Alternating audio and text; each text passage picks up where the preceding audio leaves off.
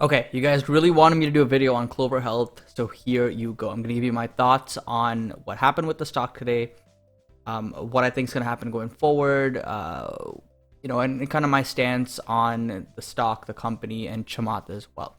So, Clover Health, if you're not familiar, this is a company in the healthcare space, specifically Medicare, and it's a new SPAC that Chamath brought to the market. IPOC turned into CLOV, and now it's a publicly traded stock.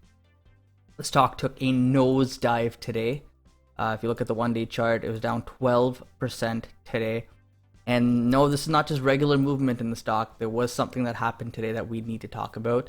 But I just want to point out that, this is probably one of the biggest one-day drops the stock has ever seen. So it's worth looking into here. Now, this was the headline this morning. Clover shares tumble after Hindenburg's attack on tech healthcare company. Now, most of you guys know Hindenburg Research because of their attack on Nikola.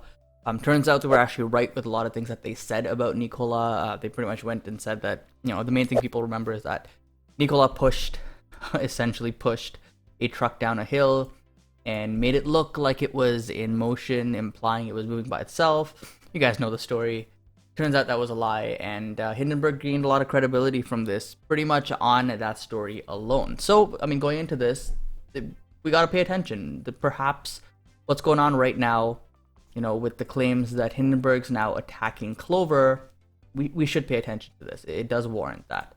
So this is the official report. Clover Health, how the king of SPACs, aka Chamath, lured retail investors into a broken business facing an active undisclosed DOJ investigation. Now, first off, before I get into anything in this, I just want to say it's kind of ironic the timing of this. Recently with Chamath being very upfront and very, against short sellers and against firms that were shorting like Melvin Capital and the whole GameStop situation, right? It's kind of ironic that a short selling firm or a short firm or a negative firm, whatever you want to call them, Hindenburg Research, has come out attacking one of Chamath's SPACs. Maybe it was a coincidence, maybe not. Let's see what they have to say. So they give you a whole document here, and I'm not going to go through all of this because this video is going to be way too long if so. But I'll kind of touch upon the main gist of it, right? So they give you a whole bunch of summary points at the top, which I would suggest you look into if you are invested in the stock. But essentially what they're saying is Clover, there's a lot of shady stuff going on. Department of Justice is supposedly looking into them, right? And they never disclose this. Chamath never mentioned this. They're hiding it from investors. They attack their Clover Assistant, which is their software, which is pretty much the one of the main unique points about Clover Health. They say that that's kind of not all it's cracked up to be, and that's under active investigation as well. They say that doctors aren't too happy with what the software does. They say that there's another subsidiary called Seek Insurance that Clover apparently does own, but they don't really talk about it. And then Seek Insurance doesn't really talk about it either. But people go to Seek Insurance to look for a provider, and then it apparently recommends Clover Health. So it's some conflict of interest there.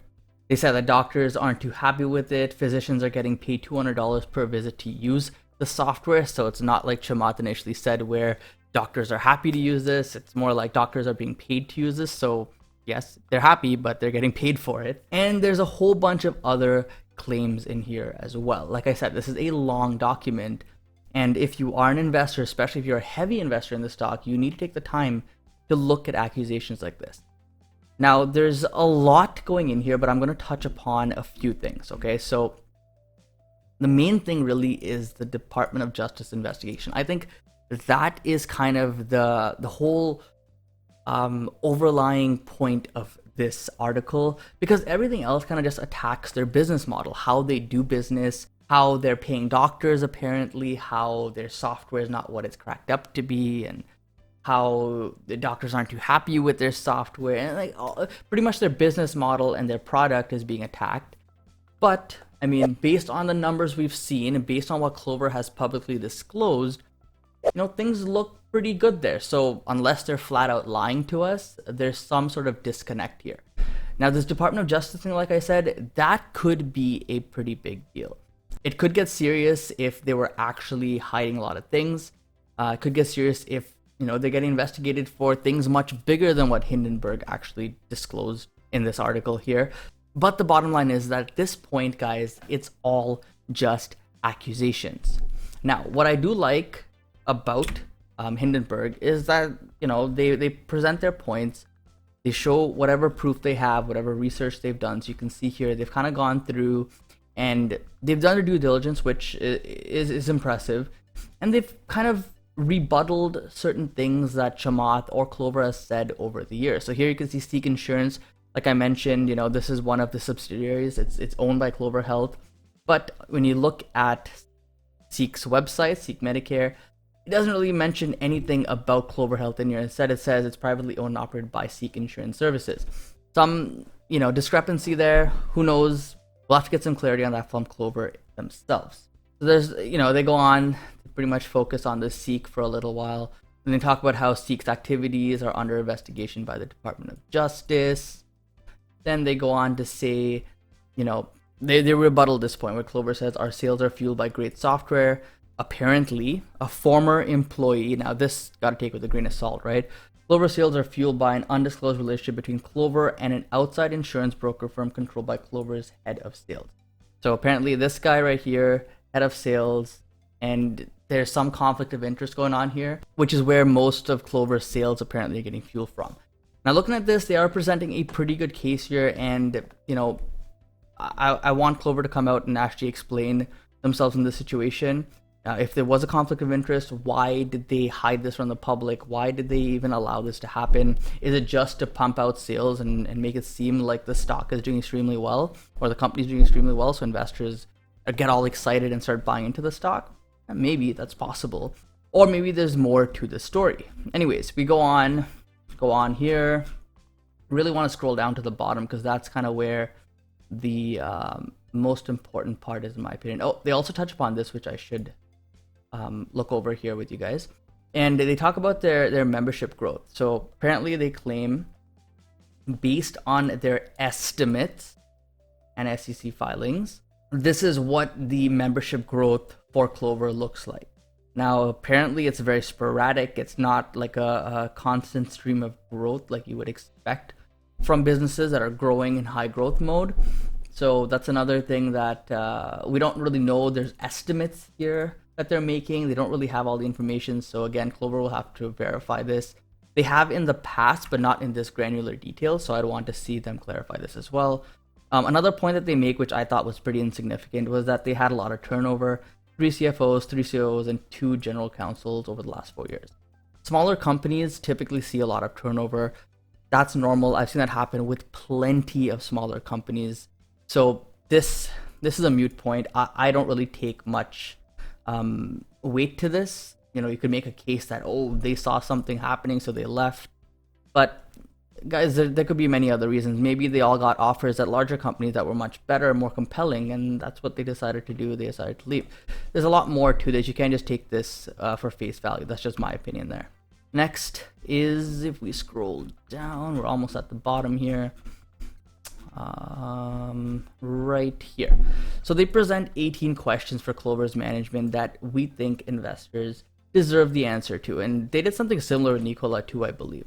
Now, I don't know if Clover is actually going to go through and answer these one by one, but I suspect that either Chamath and or Clover will issue statements either tomorrow, maybe the day after, maybe next week, but they will definitely issue statements and address this because, like you saw, the stock was affected drastically today. 12% of the company's value was wiped out today based on this report alone. So if there's a lot of false claims in here, they need to really say this because that could lead to Hindenburg actually getting looked into here for maybe misleading investors.